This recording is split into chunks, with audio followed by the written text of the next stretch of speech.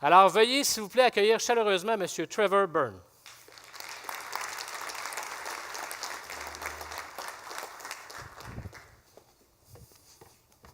Thank you, sir.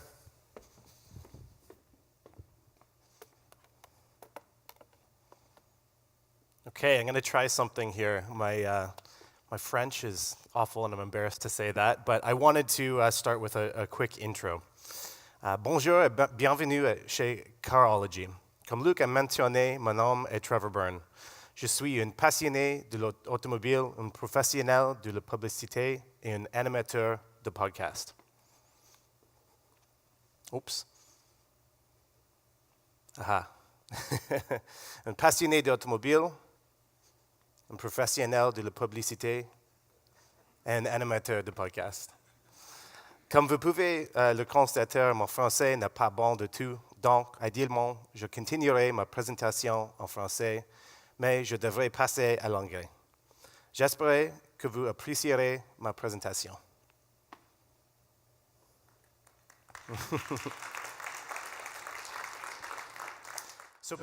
Alors, avant de commencer, je voulais rapidement remercier Trader de m'inviter ici à Carology. Je suis heureux de partager cette tribune avec Luc, Tim, Brian. Il y a beaucoup de connaissances et d'expériences autour de nous aujourd'hui et à travers tout ça, je pense que vous allez y trouver votre compte. Alors, pour ma partie à moi, mon objectif, c'est de vous éduquer sur ce qui se passe au niveau de perturbations technologiques dans l'industrie, et c'est ce qui se passe en ce moment. Alors, je vais parler des grandes tendances dans l'automobile et au sens large aussi. J'ai trouvé ça très intéressant au niveau personnel, mais ça m'inspire, c'est ma passion et c'est mon objectif. Si je peux vous inspirer en même temps dans votre travail à tous les jours au niveau macroscopique pour que les petites turbulences soient faciles à vivre, je pense que j'aurais fait mon travail.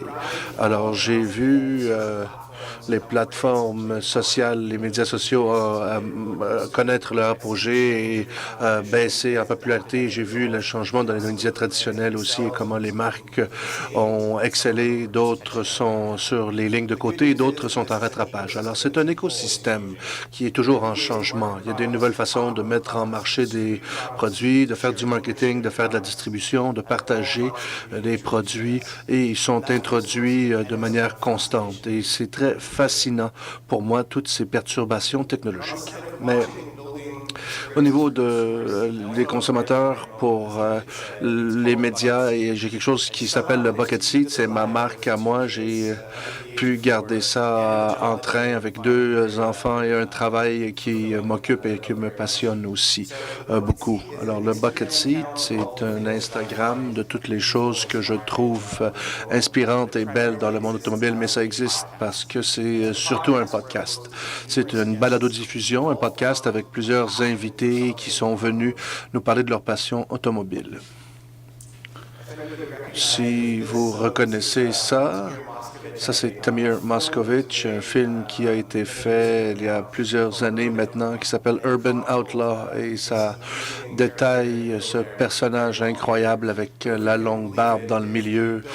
C'est le bâtisseur de Porsche 911. C'est le génie derrière ça. J'ai travaillé avec le réalisateur de ce film, Samir Moscovitch, à mon émission, et c'était très intéressant. Un personnage très intéressant, quelqu'un de très empreint de passion qui veut vraiment perturber, changer les choses. Alors, j'ai aussi eu des journalistes et Lawrence Yap de Groupe FAF, Jody Lai de Autoguide.com, et même des coureurs automobiles et des bâtisseurs comme Pat Sears et Sears Garage Works. Je ne sais pas si vous reconnaissez ce logo ou cette auto, mais si vous avez la chance de voir une de ces autos en personne, c'est une Singer 911, et j'ai eu le plaisir d'interviewer un des 2 propriétaires à Toronto de cette auto qui des deux personnes qui ont commandé cette automobile. Si vous voulez parler d'un défi dans le marché, c'est certainement le design Singer. Au début, ils ont eu des gros enjeux, essayer de rebâtir un véhicule existant et la marque de Porsche. Et ils ont trouvé, j'ai une belle relation, trouvé une belle relation entre eux et qui ont pu continuer à bâtir ces belles œuvres d'art. Alors, je suis très passionné, j'adore l'automobile, mais je suis aussi très intéressé par les changements qui arrivent et la communication qui change aussi. Et c'est communiqué de différentes façons, parfois. Alors, je vais parler de quelque chose qui m'a frappé. C'est pas nécessairement quelque chose de nouveau, mais c'est quelque chose qui m'a vraiment frappé, qui m'a touché, qui m'a fait vraiment réaliser la perturbation. Bruce McLaren a voulu réarranger, changer un processus et essayer quelque chose de différent. Vous allez sûrement reconnaître ce court film. Le héros et ses accomplissements. Alors, regardez ça. C'est quelque chose que je regarde souvent pour trouver de l'inspiration.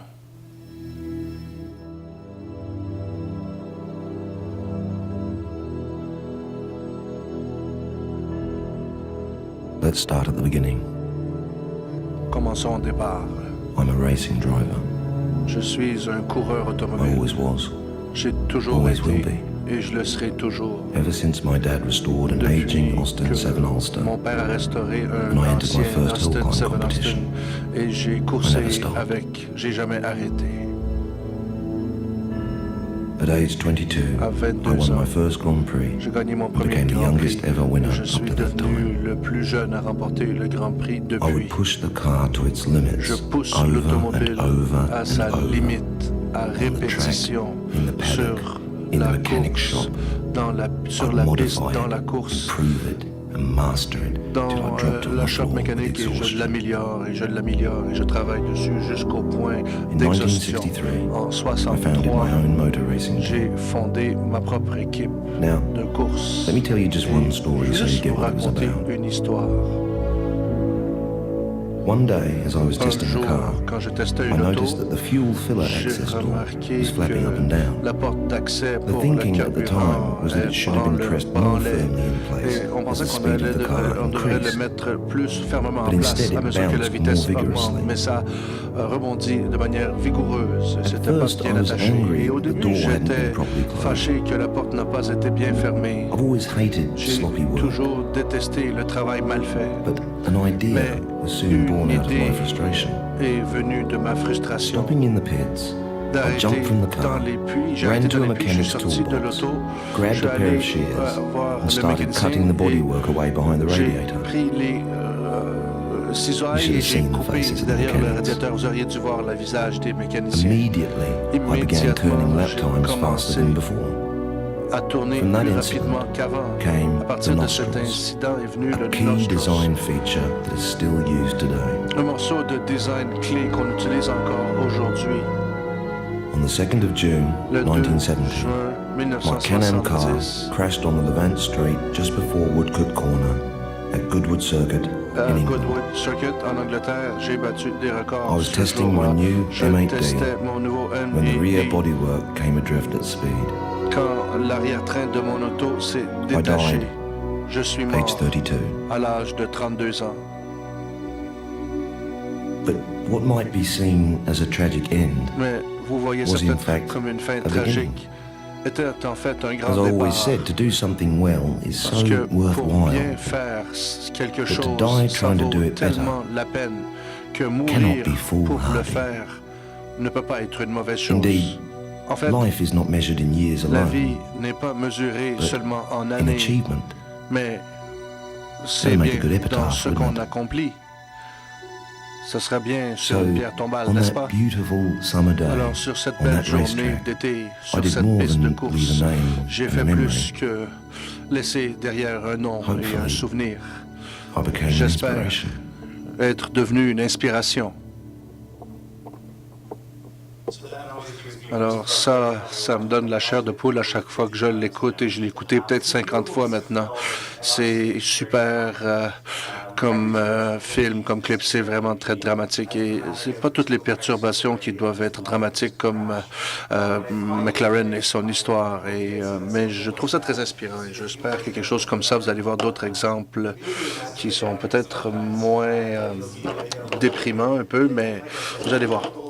L'objectif, c'est de trouver de l'inspiration et être au courant, bien au fait des perturbations et comment ça fonctionne. Alors, une fois, maintenant qu'on voit la passion et l'inspiration d'essayer quelque chose de nouveau, je voulais qu'on garde ça en mémoire comme inspiration pour la suite des choses. Alors, je voulais aussi regarder les cas de perturbation pour la marque à l'extérieur de la course et de l'automobile. C'est important de voir ça comme inspiration aussi et tout ce qu'on fait, nous, à tous les jours, surtout quand on parle d'une industrie aussi excitante que l'automobile.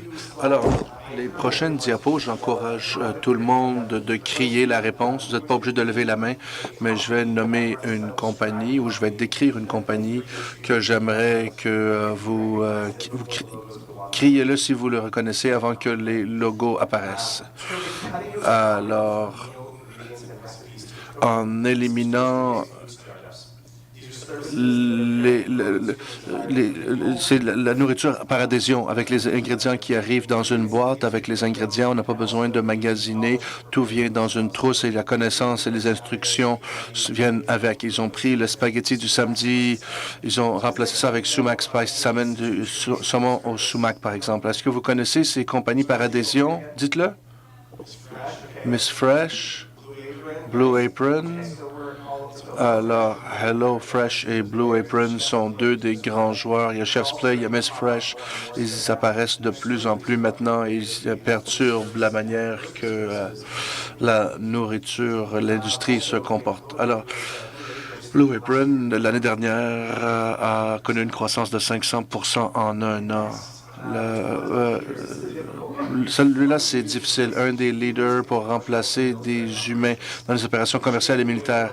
Ils sont en train de travailler sur la robotique et comment ça change notre vie. Ils sont en train d'outrepasser les limites des machines et ça fonctionne dans le vrai monde. C'est un start-up, une compagnie de débarrage de MIT et ils sont là pour combiner Boston Robotics, oui. Alors, Boston Dynamics, pardon. Est-ce que vous allez voir dans les vidéos un de leurs robots Atlas qui a totalement m'a totalement surpris. Ça, c'est facile pour essayer d'éliminer le franchisé automobile électrique Tesla. Et le prochain, encore une fois, essayer d'enlever l'erreur humaine dans la conduite. C'est une compagnie qui s'est détachée de Google en 2016. Son fondateur, Sébastien Troon, est aussi un perturbateur technologique qui a inventé Google Street View. Connaissez-vous celui-là? Dites-le encore. Alors, Waymo aussi a fait un deal avec Jag cette année pour commander 20 000 de ses iPace pour faire partie de son Ride Yellow Service. Ça va lancer en 2020.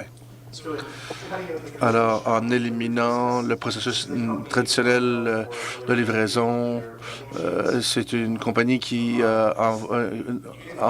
vous vend des autos à travers des machines distributrices Carvana. Vous connaissez celui-là, Uber et Lyft. Qu'en est-il des services de trafic et de cartologie? Qui travaille avec Google, Waze. Combien d'entre vous utilisez Waze régulièrement? Combien d'entre vous ont trouvé une manière plus rapide que Waze? On va faire des bêta-tests. Alors, le prochain, dans le partage auto, connaissez-vous Maven? Connaissez-vous Maven? J'aime beaucoup Maven, surtout pour la manière que ça livre son service, mais aussi pour les conducteurs Uber, les conducteurs de livraison peuvent faire ces locations court terme, Maven, avec la maintenance, l'assurance, tout est inclus. C'est des locations à court terme pour introduire des consommateurs aux produits GM, pour eux, au moins à court terme. Et un des Dans la propriété partagée, Fair.com, c'est un des gros joueurs dans la propriété partagée. Dans les véhicules usagés, ces gars-là essayent de changer une expérience difficile de vie en une belle expérience, mais c'est allégué, mais ils enlèvent l'incertitude de l'inspection des véhicules et les incertitudes associées avec ça. Ils sont faits avec un service de concierge. Connaissez-vous celui-là? Shift.com. C'est une belle expérience, même si vous voulez aller à leur site, aller voir et jouer avec. Ils ont vraiment une interface intéressante et une expérience utilisateur intéressante aussi avec une équipe de nerds automobiles qui vont essayer de vous aider à trouver ce que vous voulez trouver. L'autre, c'est le modèle Airbnb pour l'économie partagée des autos, Turo. Est-ce que vous avez utilisé Turo déjà? Non. Si vous avez la chance, je l'ai utilisé en Californie l'année dernière et c'était merveilleux. Les véhicules qui sont disponibles aussi, l'idée d'éliminer pour plusieurs d'entre nous, 90% du temps qu'on n'utilise pas ces véhicules-là, c'est une belle façon de trouver une manière de récupérer un peu de cet argent-là si on fait confiance à certaines personnes. Ensuite, c'est le service de livraison sur demande pour le carburant. Yoshi, ça c'est bien parce qu'avec une app, où ils réduisent ou éliminent complètement le besoin d'aller à la station-service avec leur service de carburant avec une appli, si vous êtes un peu paresseux. Alors, qu'est-ce que ces compagnies ont en commun, à part éliminer et réduire la friction? C'est la perturbation. Ils ont tous pris des risques pour mettre au défi le fonctionnement de l'industrie. Ils ont mis beaucoup d'efforts derrière leurs produits et leurs idées. Ils ont connu un certain succès jusqu'à maintenant. Alors, ce qui est important maintenant, c'est pas nécessairement leur position monétaire, parce que je pense qu'on peut tous dire qu'ils ne sont pas vraiment des grosses étoiles jusqu'à maintenant, mais c'est un changement, c'est une perturbation et c'est la nature perturbatrice de ce changement qui est importante. Alors, les consommateurs changent, leurs besoins changent et leur manière d'opérer commence à changer et ils demandent une approche différente à la mobilité. Certains veulent les véhicules autonomes venir les chercher et aller les porter, d'autres veulent partager des véhicules, d'autres veulent des véhicules autonomes, d'autres veulent être propriétaires d'auto par adhésion peut-être ou avoir 100% de propriété de l'auto comme on fait aujourd'hui.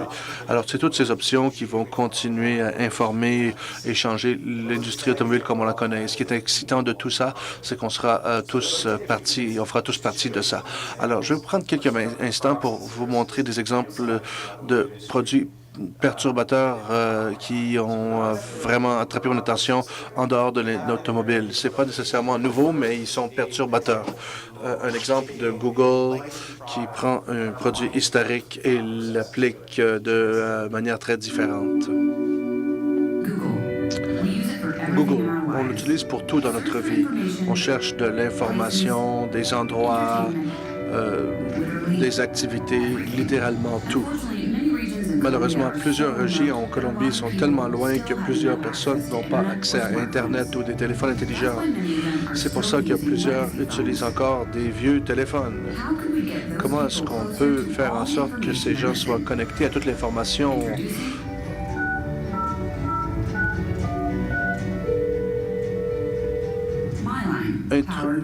MyLine par Google, une ligne de téléphone traditionnelle qu'on peut appeler de n'importe quel téléphone.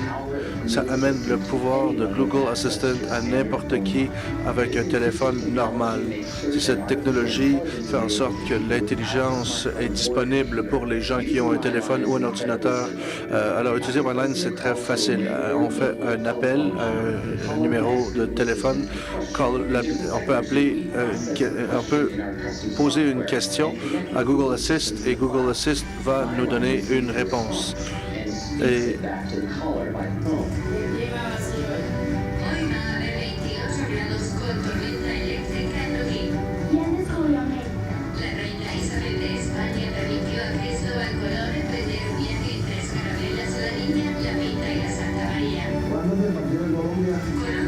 contra Japón el 19 de junio a las 7 de la mañana. ¿Qué ingredientes tiene el ajiaco? 3 clases de papa, pechuga de pollo o pierna pernil, mazorca, cebolla larga, guascas, aguacate y sal. The line was promoted to encourage people to use it. c'est pour encourager les gens de l'utiliser. On en fait la promotion.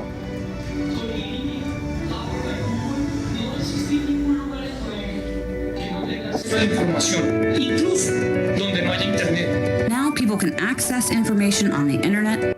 Maintenant, les gens peuvent avoir accès à l'Internet sans avoir Internet. Appelez en Colombie 6913 MyLine par Google. Next up is an example that's near and dear. Ensuite, c'est un exemple qui est très cher à moi et c'est un problème que j'ai rencontré à plusieurs reprises dans le monde de la publicité automobile. Si vous croyez-le ou non, les nouveaux véhicules sont très difficiles à obtenir des clients, même si c'est un fabricant. Une compagnie qui s'appelle The Mill en Grande-Bretagne et Los Angeles ont trouvé une idée qui a mélangé le monde physique et le monde virtuel pour régler le problème de disponibilité véhicule et les changements fréquents de modèles. Présentant le Blackbird, une révolution en publicité automobile. Le plus gros défi au niveau de la publicité, c'est la disponibilité des autos et les révisions de modèles. Jusqu'à maintenant, on avait besoin de l'auto pour faire l'annonce et ça devient complexe et difficile. Le Blackbird règle ces problèmes. Pour la première fois, on peut filmer une auto sans avoir besoin de l'auto. Avec des véhicules CGI, on a la technique de reconstruire l'auto en CGI alors, en comprenant que c'est la performance et c'est les roues qui sont importantes. On a fait une auto ajustable. Et on pousse un bouton et le Blackbird peut s'ajuster et on peut changer les roues et changer la suspension pour imiter n'importe quel châssis. Ce moteur électrique est programmable pour copier les caractéristiques de n'importe quel véhicule dans le passé, le présent et pour l'avenir. Le Blackbird permet d'avoir des vrais véhicules sur place sans avoir le vrai véhicule. Et le Blackbird capture des données environnementales et la combinaison d'images à haute définition et le laser permet à l'équipe de bâtir un environnement réaliste autour de l'auto pour avoir un environnement CGI très réaliste. On peut utiliser la même auto pour la réalité virtuelle. Donc, pour la réalité virtuelle, ça permet aux gens de voir leur véhicule sur place et comment ça performe. Alors, on peut réutiliser les automobiles créées sur le Blackbird avec plusieurs plateformes. Alors, c'est très efficace en termes de prix. Après 2 ans de design et de développement, le Blackbird donne à nos clients une solution préactive qui ouvre tout un monde de créativité et de possibilités pour le design et pour la publicité automobile. Vous pensez que je travaille pour eux, mais non, c'est un produit incroyable que j'aimerais utiliser un jour. Et la dernière chose, Atlas. On a parlé de Boston Dynamics et c'est un exemple incroyable. Quand on pense aux applications de ce robot en termes de fonctionnalité, mais aussi en termes d'expérience, c'est vraiment incroyable.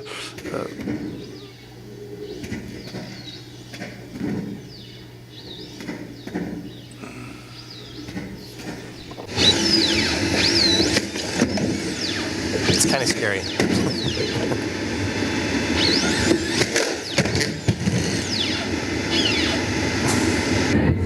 Imagine a robot-driven Olympic competition. Imaginez une compétition robotique olympique, ça serait incroyable. Imaginez ça sur les pentes de ski.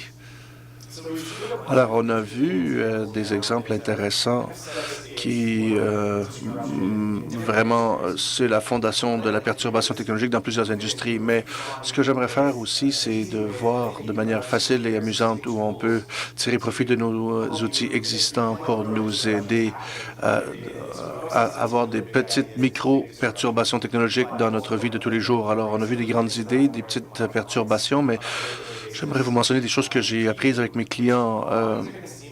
Plusieurs de ces choses semblent évidentes, peut-être, mais c'est fou à quel point les gens les oublient ou ne les font pas, même au niveau le plus élémentaire. Alors, quand on parle de choses comme optimiser pour le téléphone mobile, l'optimisation, c'est vraiment évident. On devrait faire ça. C'est quelque chose de plus en plus présent dans notre vie et les téléphones sont de plus en plus puissants. Alors, utiliser les fonctionnalités du téléphone et la richesse des données à notre avantage, c'est très important. Alors, un test que j'aimerais qu'on fasse tous, sortez votre téléphone, ouvrez votre site web et voyez à quelle vitesse on peut contacter quelqu'un à votre concessionnaire. Ça devrait être assez rapide, assez facile. Alors, quand on parle de rapidité, on parle d'optimiser pour la vitesse. Et optimiser pour la vitesse, on ne veut pas nécessairement investir notre temps plus qu'il faut aujourd'hui. Alors, on est en train de... on se referme à certaines choses. On essaie de trouver notre site et voir à quelle vitesse ça peut aller. Et rappelez-vous, Saving Fast Company, Wired, 50% des consommateurs maintenant s'attendent à ce que votre site, au minimum, se charge en 2 secondes. Et pour chaque seconde, on perd 7% de nos visiteurs en 2 secondes. Alors, c'est pas obligé d'être une expérience incroyable, mais il faut leur donner l'information qu'ils veulent rapidement quand ils arrivent, que ce soit facile. Et quand ils arrivent sur votre page et qu'ils aient l'occasion de vous contacter, ou n'oubliez pas qu'on vous leur donne toute l'information nécessaire après aussi. Alors, le principe s'applique aussi à l'attention que l'on donne au contenu. Et aujourd'hui, je le vois beaucoup quand on parle de photographie ou tout ce qui est filmé et les médias sociaux aussi. Et des fois, notre capacité de minimiser la perturbation, c'est la pratique la plus perturbatrice qu'on peut appliquer à nos efforts de marketing. Et ce que je veux dire, c'est le micro-moment de contenu, c'est un gros gain. Quand on bâtit du contenu vidéo ou audio, lancez une balle à votre auditoire à la fois au lieu de 3 ou 4. Et c'est difficile de se retenir quand on a beaucoup d'informations et qu'on peut faire plein de choses. On essaye de trop en faire des fois, mais si on essaye de le faire avec une balle à la fois, 3 ou 4 fois de suite, et ça va mieux fonctionner.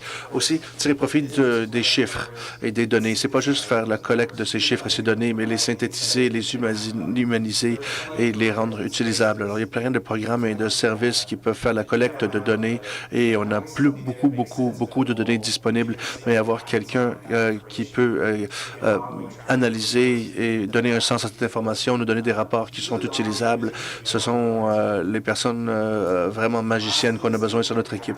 La dernière chose, c'est écouter et réagir sur les médias sociaux. Des grandes marques, des petites marques, c'est presque exclusivement sur la large diffusion. Et des fois, juste écouter, ça peut être un gros gain, surtout quand ce sont des messages cultivés, ciblés. Alors, j'ai parlé à un de mes collègues qui est stratège social. Il a vraiment simplifié tout ça pour moi. Il a dit, pensez aux médias sociaux comme un 5 à 7. Personne ne veut avoir une grosse démonstration devant tout le monde. Il faut que ce soit facile et personnel et on est invité dans un party. Alors, amusez-vous et soyez polis. Alors, j'espère que c'est pas une plug de ma part, mais au niveau podcast, et vous devriez considérer ou essayer de produire des podcasts ou créer votre propre contenu. Et si vous avez peur en termes de la montée, d'où vont aller les podcasts et le succès qu'on a vu récemment, checker une compagnie qui s'appelle Midroll. Midroll sont en avant-plan de l'analyse des podcasts et la monétisation des podcasts aussi. Ils ont produit un papier blanc que j'ai trouvé vraiment intéressant. Alors, allez voir ça. Alors, c'est ça. On a Tim Scott et Brian Pash qui s'en viennent bientôt et ils vont aller en profondeur dans les secteurs que j'ai voulu toucher pour le cheminement vers l'achat, les stratégies de marketing et les questions qu'on devrait poser en chemin en termes de mesurer ces méthodes. Alors, j'espère que vous avez apprécié la présentation et je vous laisse avec une chose qui m'a été léguée récemment, c'est soyez audacieux plus que jamais, prenez quelques risques calculés et mettez-vous dans les souliers de vos clients. Merci.